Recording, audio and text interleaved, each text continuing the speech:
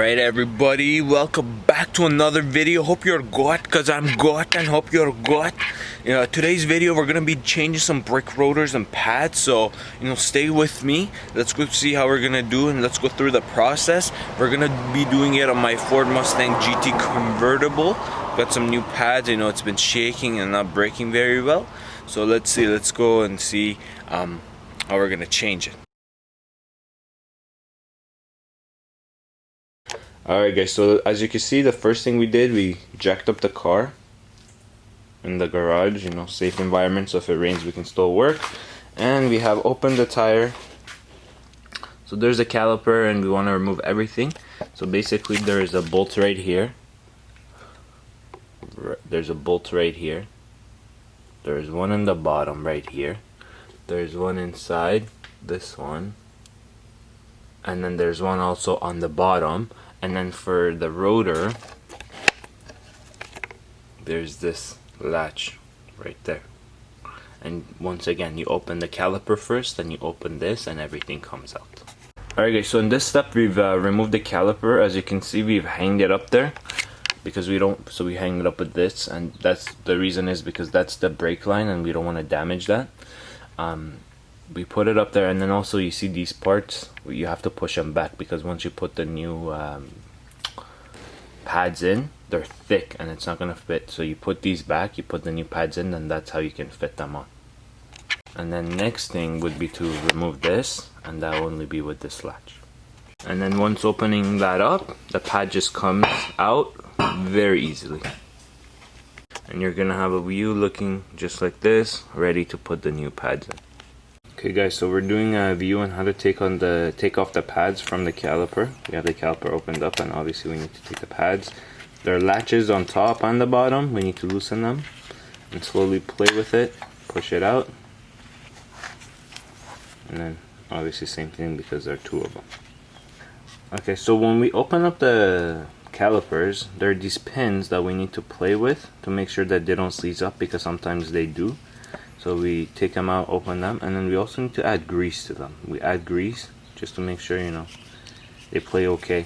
Because once we put it back, there's a possibility that it might not come out again for another couple of years. Especially for cars that are not used all the time. For instance, my car, the brake pads and calipers and everything, they haven't been changed in 6 years. So it's a good idea to make sure everything's working, play around, and do the same thing for the other side and for all the calipers. Alright guys, now as you can see, we put everything back on. Put the rotor and then pads and then close up the calipers. Now, one thing that we noticed was, I don't know if you can really see, there's some brake fluid that got discharged from the car, and we were surprised why it happened. So we checked the brake line and we noticed that it wasn't actually coming from the brake line, but it was just overflowing. If you remember earlier, we had them set up there and we had them turned around. So when we opened the hood and we checked the brake fluid compartment, we noticed that it was overflowing. So something to keep in mind is when you try to hold it to a lower position as much as you can, just because it's going to overflow and you're going to have some discharge happening from underneath the car. Alright guys, so after that we just put the wheel back on and tighten the screws, and that's a look with the wheel back on. Alright guys, so we made it to the back of the vehicle now. We just have to jack it up, put it underneath and bring it up so we can open the tire and loosen it up.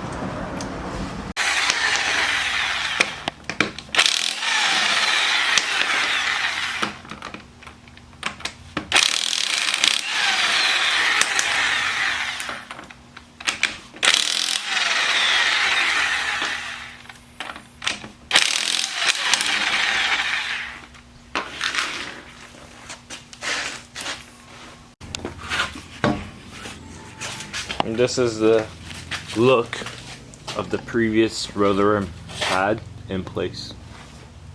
Okay guys, so to open up the brake caliper, we need to first open up two bolts. One is located right there, and the second one is located on the bottom, same.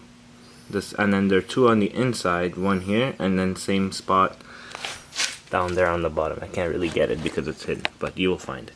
Alright people, so here's the look of it open. Now what we need to do is take the piston and push it all the way in so we can put the new pads, and then also just, you know, clean up some of the old stuff like the brake pad, the brake calipers. Alright guys, so for the back you actually need a special tool that we have to go and purchase in order to be able to put it back in the piston. You're not going to be able to do it, and even with this special tool it's very difficult to do so. Alright guys, and this is the finished look of it. It did take a long time for the piston to go in. I feel like it was seized up after a couple years, but finally everything is back and time to put the tire back on. Alright guys, so we just finished up with the job, put everything back on, all 4 tires are done. Now what we need to do is we need to go and break them in. Basically for that, we need to go drive around 60 kilometers, 40 miles, and then go bring it down to 10 kilometers and 5 miles, and keep braking either aggressively or moderately for 5 times. Then let the car rest. After, then repeat that process again 5 more times with lower speeds from 40 to 5, but this time let it cool off every single time. Alright guys, so once we turn the car on, we want to be pumping the brake a couple times to get the brake fluid going. All the way, halfway. So first it starts off by being soft, then it becomes harder a little bit by little bit. Alright people, we just made it back from the first run. Now we gotta let it cool off so we can go for the second time. But if you've enjoyed this video, make sure you like and subscribe to the channel, and watch the next videos. And you can do that by subscribing, so every time there's a new video you're gonna get notified. So make sure you do that, and hopefully, you know, soon we'll see you soon in the next video. The only thing left for the car now, I gotta let it cool off. Obviously not gonna film that because it's gonna be past today. Then we're gonna have to take it for another 5 more stops, but the brakes are gonna get broken in slowly. Then we can use the car and take it on the highway. Reason we gotta do that is carbon ceramic brakes, so that's what the procedure is usually with carbon ceramic. So thank you very much for watching, and hope you see you soon in my next video. Bye.